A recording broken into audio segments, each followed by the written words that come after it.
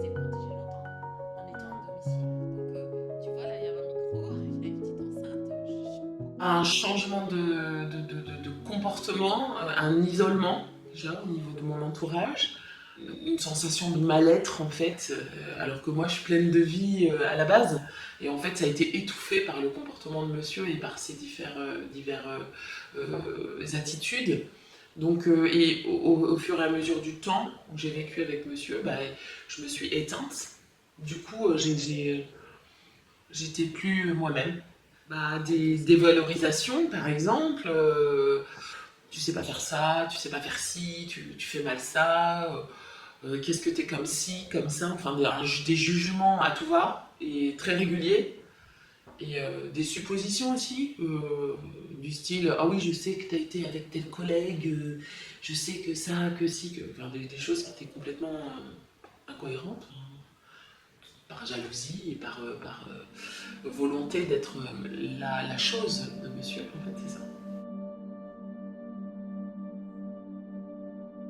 Je pense qu'elle a voulu me faire peur et par la peur un peu rabaisser et pour que je reste de son côté, calme, tranquille, toujours à l'écoute, en fait, je n'avais pas eu mon avis, en fait, c'est lui qui décide. Et des violences physiques, voilà, 2 fois. Euh, la première, c'était quand mon fils il a eu seulement quelques jours. Il m'a posé sur le lit. Moi, j'ai failli tomber sur mon fils. Heureusement que j'ai bien tombé avec lui dans mes bras. Et donc, il n'a pas eu mal. Et puis, deuxième, c'était vraiment le jour où j'ai décidé de partir. Voilà, il m'a fait mal aussi. J'étais à la cuisine, donc notre fils il n'a pas vu ça. Mais voilà, ce jour-là, j'ai décidé de partir parce que je sentais que je suis vraiment en danger. Voilà, j'ai dit arrête, il faut que je parte, il faut que je me protège parce qu'un jour, ça peut devenir vraiment très grave. Et donc, moi, je me suis préparée quand même de partir, ça a pris beaucoup de temps.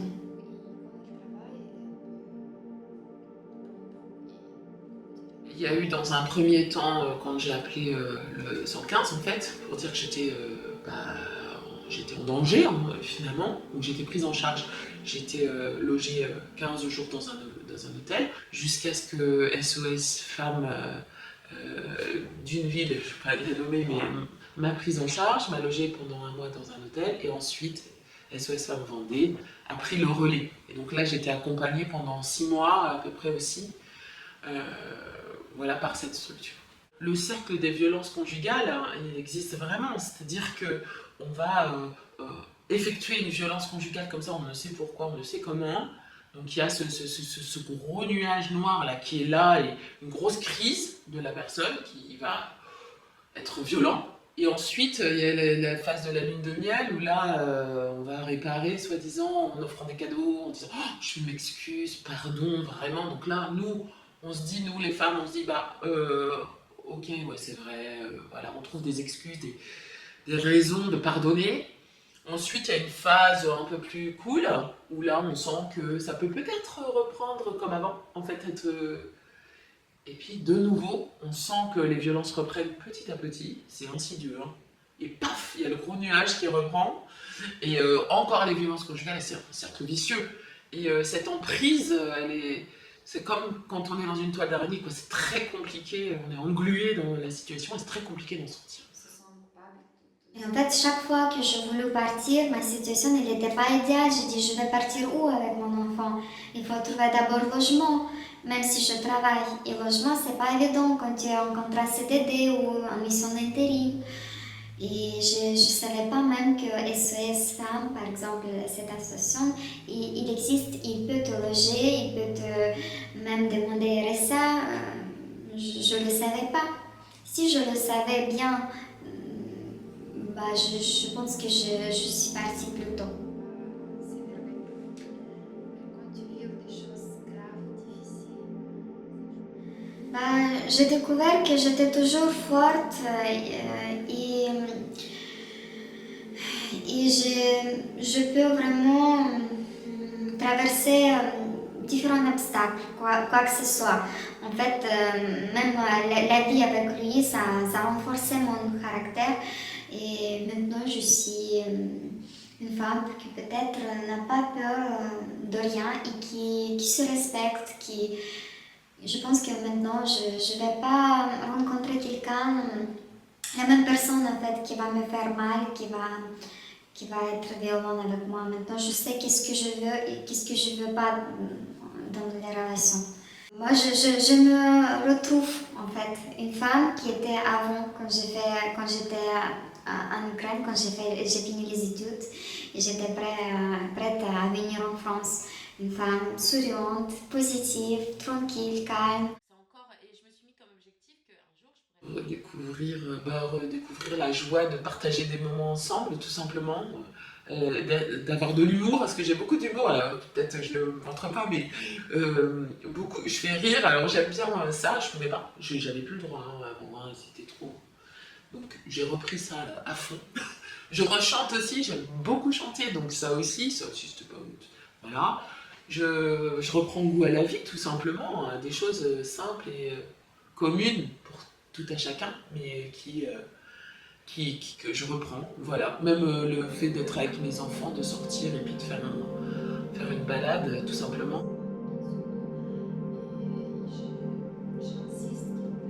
Je voudrais parler aux femmes qui ont peur de partir. Il ne faut pas avoir peur.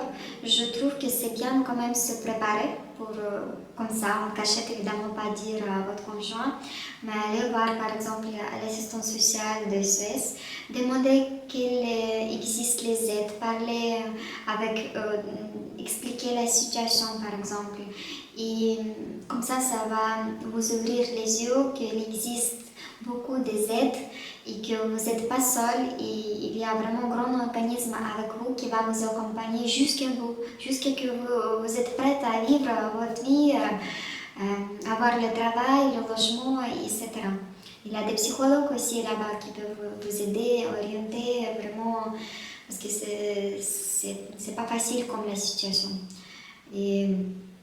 Et puis, il faut travailler aussi. Il faut être indépendant financièrement. Il ne faut pas rester à la maison. Il faut avoir toujours le travail. Je trouve que c'est hyper compliqué, hyper important parce que quand tu ne travailles pas, c'est compliqué de partir. Il faut avoir le permis aussi. Même si vous n'avez pas de voiture, passez le permis. Ça va vous servir un jour si vous sentez que c'est déjà compliqué dans votre situation. Moi, je pensais à tout ça avant. Et du coup, le jour où je suis partie, ça faisait juste une semaine que j'ai reçu mon permis et que j'avais eu voiture. Donc, j'ai quand même passé tout ça au bon moment. J'étais à peu près prête. Moi, parce que voiture, c'est quand même important pour travailler, pour se déplacer. Donc, préparez-vous si c'est déjà pas bien dans votre couple. Comme ça va vous donner plus la force. Vous allez avoir le travail, vous allez avoir le permis, donc il vous reste pas grand-chose finalement pour partir. Ne lâchez pas. Si vous avez envie de partir, mesdames, si vous sentez que vous êtes dans la même situation dans laquelle j'étais avant, il y a plein d'aides en France. Enfin, on a beaucoup d'aides, de levier pour vous en sortir. Faites-vous aider par vos amis, par SOS Femmes, par Citadelle à Nantes. Il y a plein de structures comme ça qui aident. Donc allez, même juste frapper, puis voir si vous êtes... allez voir une énergéticienne, pourquoi pas, quelqu'un qui va vous dire, voilà, vous n'êtes pas heureuse, partez. Et c'est vrai que c'est pas simple, mesdames, de partir, mais on est tellement mieux après, quoi. Tellement mieux. Et puis, on a personne, aucune femme n'a le droit, ni aucun homme, mais aucune femme, en majorité, n'a le droit de vivre des violences psychologiques, physiques, toute violence. Non, c'est inacceptable. C'est pas... Donc, il faut sortir du domicile. Tant pis si vous perdez... c'est pas grave, ça. Le principal, c'est de soi et retrouver votre vie. La vie, c'est précieux, donc ne restez pas dans ces situations, surtout sortez de là, quoi, si vous avez ce genre de choses. Portez plainte aussi, portez plainte. C'est vrai que c'est pas simple. Mais faites des choses pour sortir de cette situation. C'est pas une vie, comme disait ma maman souvent. C'est pas une vie. Quand vous entendez ça, c'est que voilà, c'est pas normal de vivre ça. Tu peux dire que tu es fière de toi? Ah oui, carrément. Ah oui, oui, je suis super fière. Ouais, ouais, très fière, très courageuse aussi. Mais bon, ça, on peut toutes l'être. En fait, c'est pas dû à moi personnellement. C'est vraiment vivre comme on veut, quoi, comme on veut vivre, être soi et être pleinement soi, sans avoir de contraintes déjà assez dans la vie. Et bien sûr, je suis fière, bien sûr, ouais, je suis fière. Je le serai encore plus dans quelques années, quand j'aurai un peu plus de recul. Ça fait que 4 ans, c'est encore récent. Hein. C'est long, mais ça se fait petit à petit. Ok.